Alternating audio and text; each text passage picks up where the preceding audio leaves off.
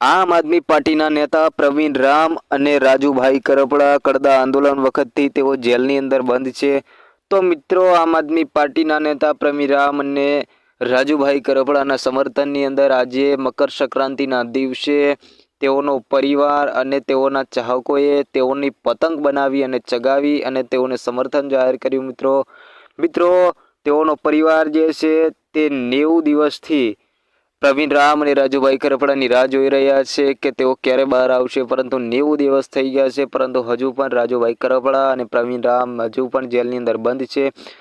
તેમ છતાં પણ આજે મકર સંક્રાંતિના દિવસે રાજુભાઈ કરપડા અને પ્રવીણ રામના સમર્થનની અંદર લોકોએ પતંગ જે છે તેઓની બનાવી આમ આદમી પાર્ટીની, અને તેના પર પ્રવીણ રામ અને રાજુભાઈ કરપડાનો ફોટો લગાવેલો છે। તો એ પતંગ ઉડાડી અને રાજુભાઈ કરપડા અને પ્રવીણ રામજીને સમર્થન જાહેર કર્યું છે।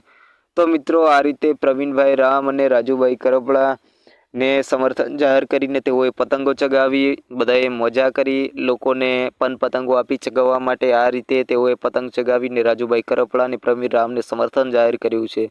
તો મિત્રો, તમારું શું માનવું છે પ્રવીણ રામ અને રાજુભાઈ કરપડાને લઈને?